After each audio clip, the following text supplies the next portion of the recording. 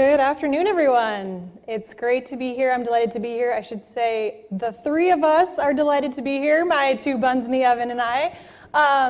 In all honesty, thank you. I really am, though, quite excited to talk to you about functional foods. The fascination and the folly, or as I see it, the logical allure on the one hand and really the unintended consequences on the other hand. So as was mentioned, I am an author. I'm also a freelance writer, and that's really where I'm here today, wearing my writer hat. However, in my day job, I do lead health and sustainability initiatives for the Culinary Institute of America's Thought Leadership Division, really related to actually a lot of the work that our first two speakers are involved with. One of the things I love most about my role in contributing to the New York Times Health section is answering reader questions through the Ask Well platform. This really gives me a window into what the most common anxieties and areas of confusion are among consumers. Last year, I led a panel at a session at the IACP conference that was with writers from Eating Well and the Washington Post, and we shared our most popular stories. The session was titled, How Healthy Happens, What the Most Clicked On Stories Tell Us About Future Food Trends.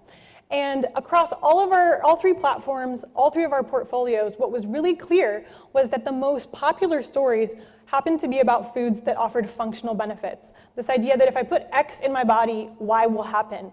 Apple cider vinegar and blood sugar regulation, blueberries and antioxidants, or in my case, protein. This is something I've written a lot about, and in my book, Devoured, I describe it as the great protein myth. This is basically a trio of sub-myths, which are that we need more protein than we do, that we don't get nearly enough protein, and that you can only meet your protein needs through animal-based foods, none of which are true.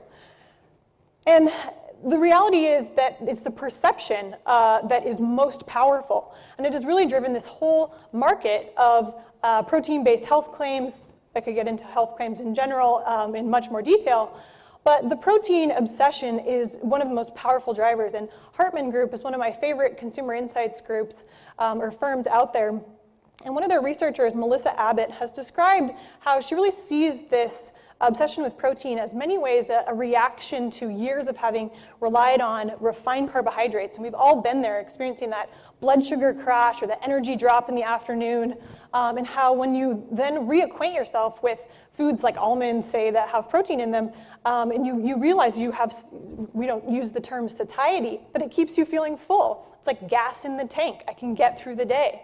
And it's that anxiety or that fear of crashing, or in athlete lingo, bonking, that's driving a lot of this obsession with protein.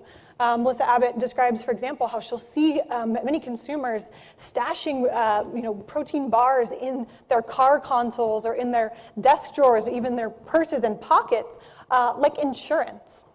And so with this, all manner of products have been reformulated or just rebranded.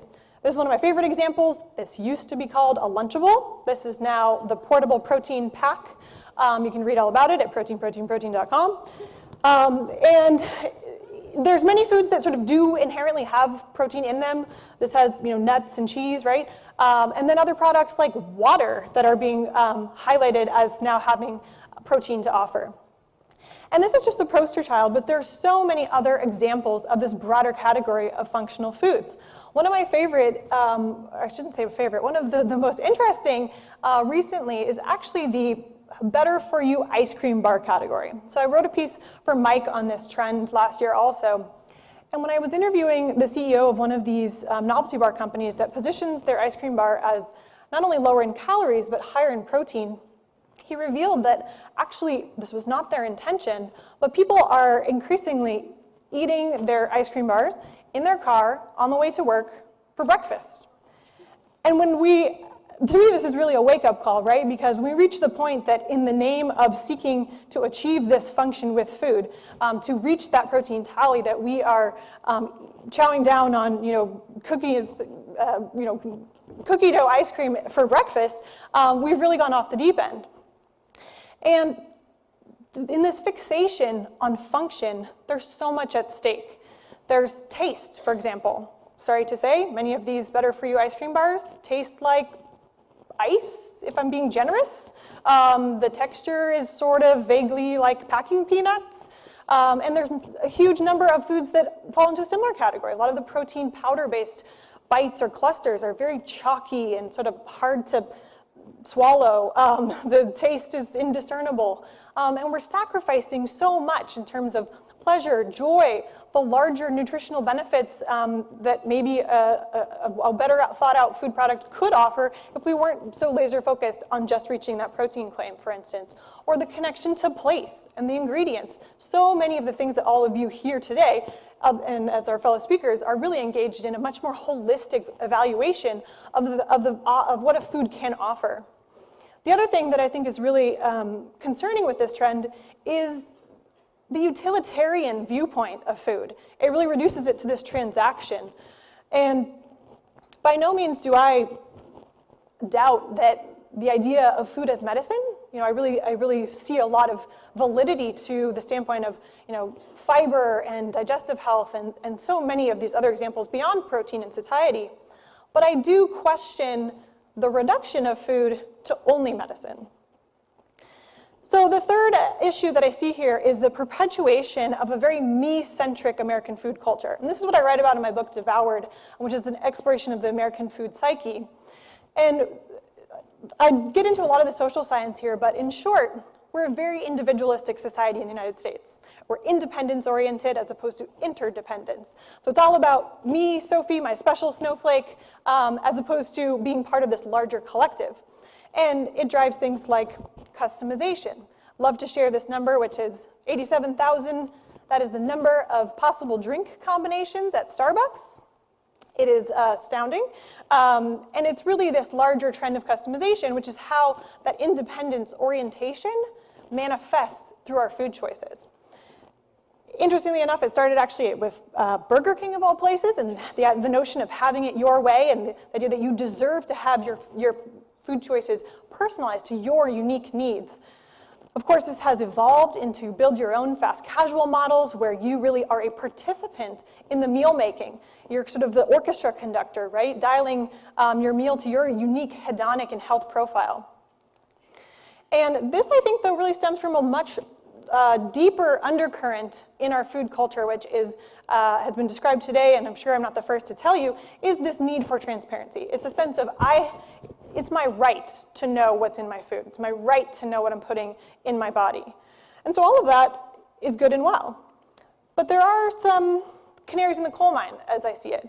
So I wrote about this as well recently, which is the whole rise of personalized nutrition, and the many services and products that are further enabling this expectation that all of our food experiences should be personalized and individualized.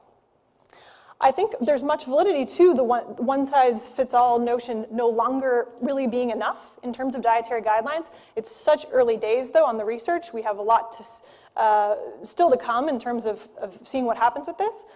But the reason that I say it was a cautionary tale is that it really, personalized nutrition stands to further distance us from each other and from the table. And I'm very concerned about this amid the existing public health crisis, which, if you aren't aware, is a complete lack of social connectedness. Much more I could say on that, but it's just an interesting node that is further driven by this protein bar functional foods trend. On the bright side, however, I do see the rise of the conscious eater, and I'm very optimistic and very excited about the potential here. This is sort of this enlightened consumer who does see themselves, yes, they might be into biohacking and optimizing their own well-being through food, but they're also recognizing the larger impact of their food choices, whether it's on, whether it is about the connection to place and it's about environmental impact and all of those other social values. So I really think there's a huge opportunity, a market opportunity, quite honestly, to co-opt this underlying desire for food to serve a function towards food as serving a function of greater good in the world. And with that, I think that each of you can really think about ways to position your brands in that way that not only sort of meet the needs of conscious eaters, but can possibly even help breed more conscious eaters. So whether it's climate change or income inequality or gender disparities or loss of biodiversity or pollinator protection or farm worker wages, you name it. there's such room to sort of rechannel this energy and this desire. And it's something I think in the not too distant future we could imagine as sort of gastronomic citizenship. And from my standpoint, if we could really pull that off, one more benefit of not just continuing to withdraw down our yellow brick roads of optimized bodily attainment would be really to bring us together.